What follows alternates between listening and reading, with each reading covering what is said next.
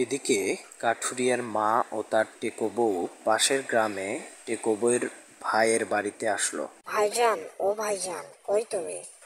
টেকো বউয়ের ডাক শুনে তার ভাবি বেরিয়ে আসলো। কে তুমি গো? ভাইজান ভাইজান বলে ডাকছো? আর মা, ওই মা, আপনি কেমন আছেন? আল্লাহ যেমন রাখে তাতেই আলহামদুলিল্লাহ। আর তুমি তোমার ননদকে চিনতে পারছো না? মিনা, তোর এই অবস্থা কেমন করে হলো? আর তোর বর কই? কই গো, এদিকে এসো, দেখো মিনা এসেছে, আর তার কি অবস্থা দেখো। ডাক শুনে টেকো বউয়ের ভাই সেখানে আসলো। তারপর কাঠুরিয়ার মা তাকে সব খুলে বলল। সব শুনে টেকো বউয়ের ভাবি বলল, মিনা, তোকে আগেই বলছিলাম তুই ওই স্বামীকে ছেড়ে চলে আয়, তোকে দেখে শুনে অন্য কোথাও বিয়ে দেই, কিন্তু তুই তো শুনলি না। এখন যে স্বামীর জন্য সব হারালি, সেই স্বামী তোকে তাড়িয়ে দিল। দেখো মা, সবই আমাদের কপাল। একটা নাতি নাতনির আশায় আমাদের আজ এই পরিণতি। মাউই, চিন্তা করবেন না। আমাদের বাড়িতে যখন এসেছেন বিশ্রাম করুন, তারপর দেখা যাবে কি করা যায়। আমরা তোমাদের এখানে বেশি দিন থাকবো না।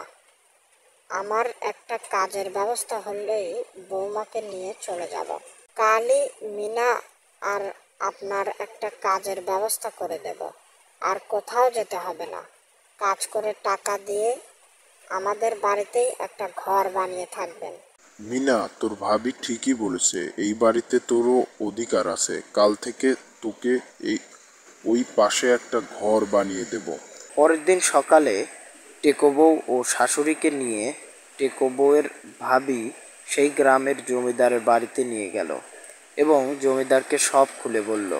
সব শুনে জমিদার বলল, দেখ মিনা, তোর ভাই ভাবি তো ছোটবেলা থেকেই আমার এখানে কাজ করে, তাই তোকে কাজে নিতে আমার কোনো সমস্যা নেই।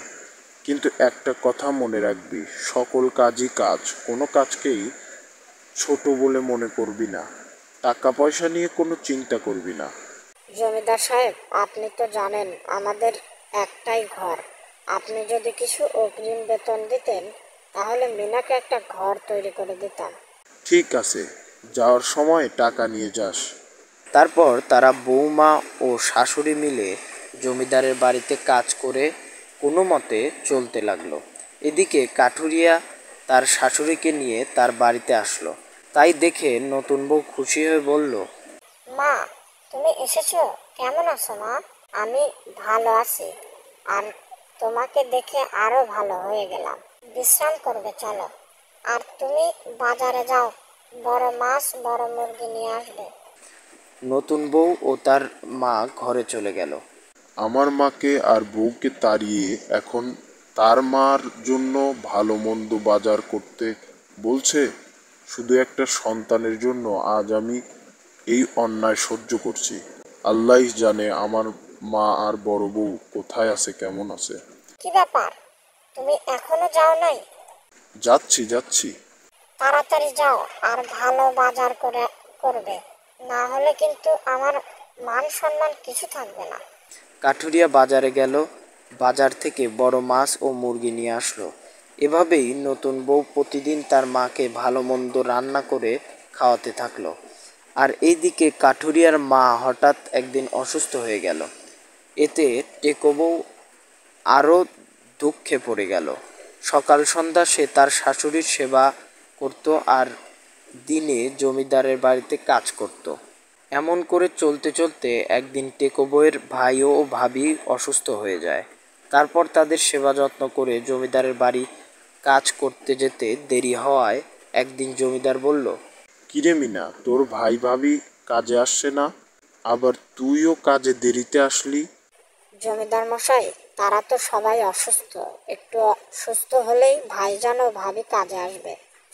তাদের রান্না বান্না করে ঔষধ খাওয়া আসতে একটু দেরি হয়ে যাচ্ছে। দয়া করে আপনি এই বিপদের দিনে আমাকে দূরে ঠেলে দেবেন না। আরে না, তোর ভাই ভাবি যতদিন না সুস্থ হয় ততদিন তুই তাদের সব কাজ করে তারপর আমার এখানে আসবি, কেমন? ঠিক আছে জমিদার মশাই। বন্ধুরা, ইকোবউ সিরিয়ালটির পরবর্তী পর্ব দেখতে আমাদের চ্যানেলটি সাবস্ক্রাইব করে পাশে থাকা বেল বাটনটি বাজিয়ে দিন এবং কমেন্টস বক্সে লিখুন পর্ব 6।